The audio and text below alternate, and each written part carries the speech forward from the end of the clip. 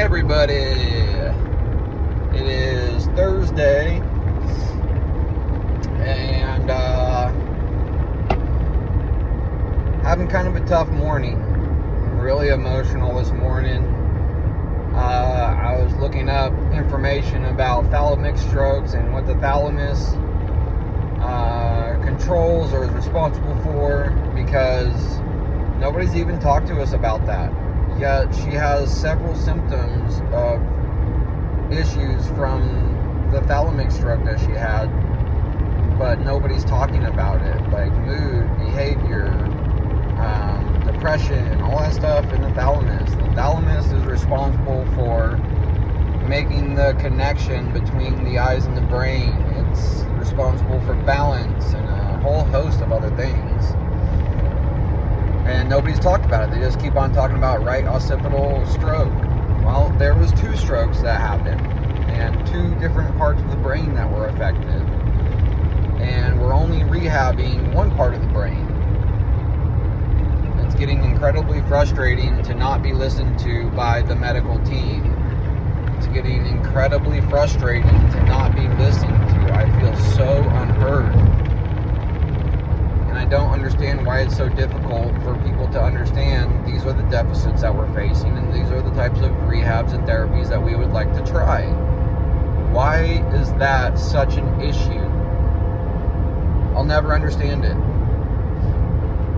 So, this morning's just feeling really helpless, really alone, really unproductive, really hard into my feelings right now, and just having a really emotional day. For some reason or another, some Facebook group called Stroke Caregivers Support Group kicked me out and blocked me, where I had made tons of great connections, had the ability to vent and talk to other people that are going through what I'm going through. And for whatever reason, the admin didn't like something that I posted. I didn't cuss, I didn't do anything bad, but fuck them, they're pricks, and I don't need stupid shit like that in my life anyways. So now I have been welcomed with open arms and a whole host of wonderful comments about being a caregiver and how much they appreciate my posts and feedback, all that kind of stuff. So if you are a caregiver for a stroke survivor, check out Stroke Care for Caregivers on Facebook. I believe it's Tuesday evening that they do a Zoom support group meeting. I haven't had a chance to attend, but by all accounts it's phenomenal, and I would very much like an opportunity to create a caregiver community and podcast or a blog or something where caregivers can share their stories, they can share about their stroke survivors. And I gotta correct myself, I actually want to do a community of stroke caregivers, stroke survivor caregivers specifically, because there is so little known about strokes. There is so little support out here for us as caregivers. Medical teams look at us like just a fly on the wall, like we have to push as caregivers to get the care that our stroke survivors need. And it's a fight. Every single appointment, it's a fight. I have to insert myself. I have to ask questions, which I have no problem doing. If you know me, you will know that I don't have any problem expressing myself or speaking up for myself or my family.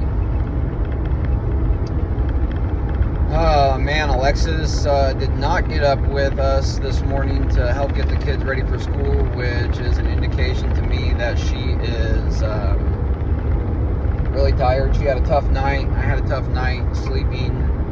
Neither of us got very good sleep or felt very good waking up. I think Alexis woke up around 4. I've been up since about 3.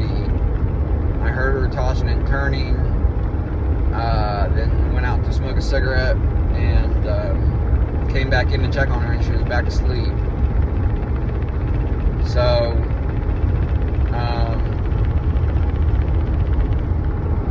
when I see her sleeping in, or I see her walking around with her hand up trying to prevent stuff from hitting her, whether it's there or not, when I see her when she says never mind, when she's trying to tell me something, it just hits me like a ton of bricks. Like, man, this actually happened. It's still so surreal. Like, being perfectly honest, and I feel super guilty for it, and I don't know what to do about it, but some mornings I wake up, I forget that it happened. Sometimes I'm going about my daily routine or activities, and I forget that it happened. Like, I don't know how I could ever forget. But it did happen, and the reality of the situation is that we do not have a groove made. We do not have a lot of external help that we were hoping for, such as respite care for me, so that I can have somebody there with Alexis that I trust, that Alexis trusts and likes, to help care for her and the kids, so that I can, like, do something. I don't know. Go fishing. Just be able to sit in the backyard and not worry about having to do the next chore. Being able to sit down and enjoy myself for just an hour or two would be amazing.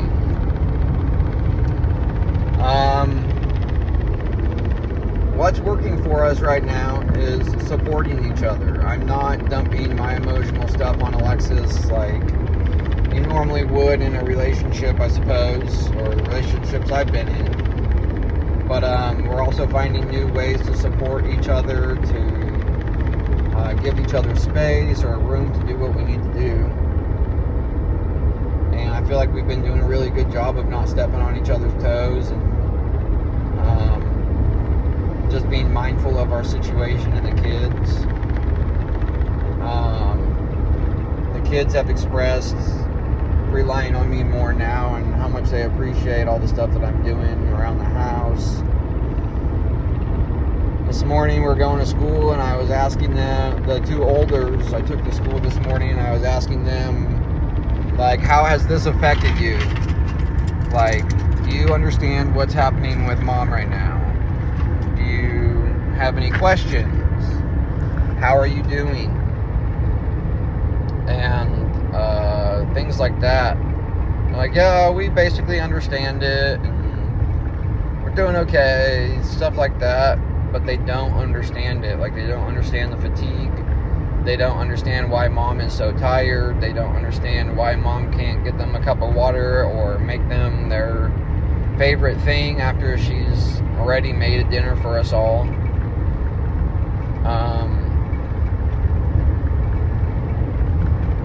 Alexis is doing everything in her power to not be bedbound. But everything I'm finding is the only way that she can help herself and recharge and not be suffering fatigue and tiredness to the fullest degree would be to actually go to sleep and get restful sleep. To actually rest. Easier said than done. I have the ability to put to use cannabis to help me relax. She does not. She cannot. She is just relying on basically her immediate needs, with medication being handled that way, with pharmaceuticals. Most of her symptoms include, but are not limited to, fatigue, tiredness, loss of muscle strength or strength in general, depression, a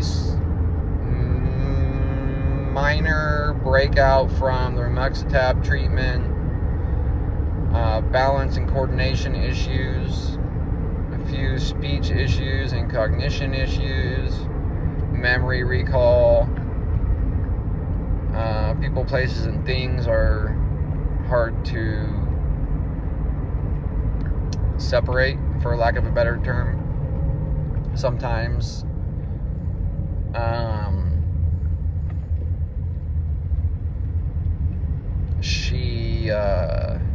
As if that's not enough, then she also has on her left side, because it was a right occipital stroke, or it happened on the right side of her brain, she has weakness, extra weakness in her left leg and arm, and is working in physical therapy to bring those things back. Lots of pain. Joints are in pain.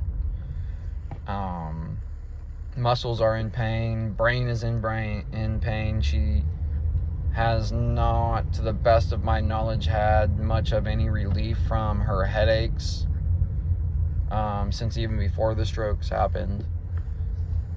And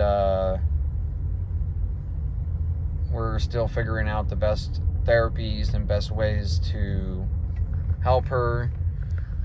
She has a appointment with dermatology next Monday for hair loss, because the Remuxatab treatment is making her lose hair at breakneck speeds, like big old clumps, and she's really stressed out about it. So we're trying to get an appointment for the same day, because we have to drive all the way out to Fairfield from Plumas Lake, which is about an hour and a half to 2 hours away, both ways, so it's about a 4-hour round trip. Dr. Rubin is the neuro-ophthalmologist that Alexis has been working with, and he's said that he can fit her with low vision prism glasses. My understanding of those prism glasses is it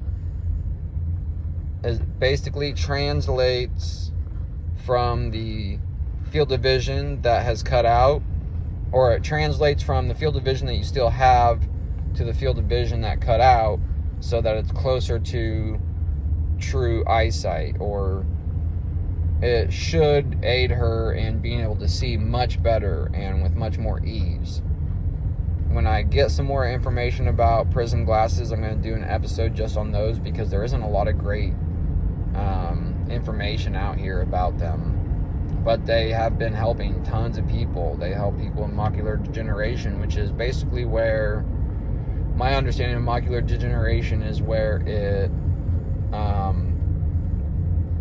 starts like a pinhole visual cutout. So like my grandma's vision, she has macular degeneration, started like that, and now it's like a pinhole basically. So things have grown in from the sides and the top, encasing her eyes, I guess, and created blindness.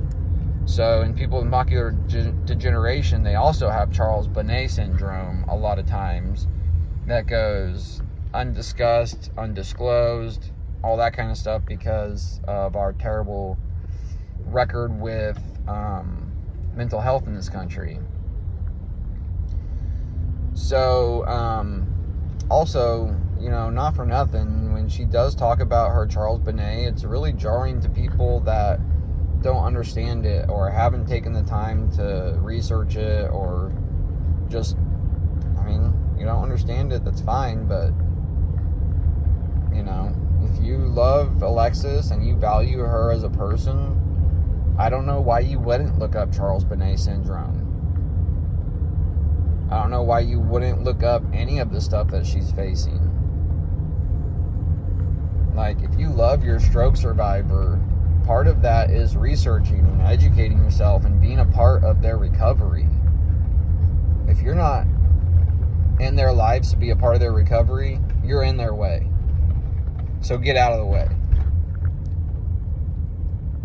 Lots and lots and lots and lots and lots of people love to say, "Oh, we appreciate all you do." You don't know what I do. None. You don't see the day-to-day. and all these people that say, oh, I'll be there, just call me if you need help. Like, you're not equipped to help. Do you even know what a stroke is? Do you know how it's affected? Do you know what her deficits are? Have you made an effort to try to find that out? The answer in most cases is no. I'm just really emotional today. I'm in my feelings. I'm feeling alone, and just, what a freaking process. What is working for me is praying, being kind and mindful to my kids and my stroke survivor partner, being kind and mindful to myself, trying to alleviate my own caregiver guilt about, maybe not doing something the right way.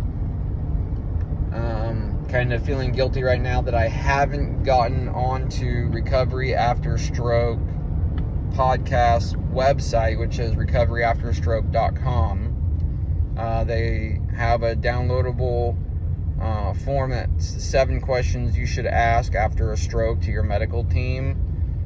I mean, they just have a whole host of wonderful, wonderful resources that I haven't even begun to tap into. So today I'm going to be getting on the horn with Alexis's Wounded Warrior rep and see what kind of help he can offer, get some caregivers packets and the other forms and applications that I need to do it the right way, and hopefully get some help from him in the filing of it and getting all that stuff going, because Alexis needs a caregiver. It is just, it's literally killing me to leave Alexis at home alone and go to work. I am so stressed out about it that I can barely see straight. Luckily, I'm on a job right now that I really like. It's got a great crew that's really supportive. The owner and the boss, his daughter, just spent some time in the hospital, quite a bit of time, where they didn't know what was going on. She was in the ICU. I don't want to disclose what they ended up finding because it's not my story to tell. But needless to say, they found out the cause. So he was dealing with something similar while I was doing this as well. So, that's working. Going to work is working. It's just super stressful to leave Alexis at home alone. I'm so scared all day, every day. I'm just a freaking wreck. Anyways, I'm going to start getting emotional again, so I'm going to end it there. Hoping today gets better. Hoping Alexis gets some rest today, and hoping you all are doing great. Please like and subscribe. And as always, be good or be good at it. Peace.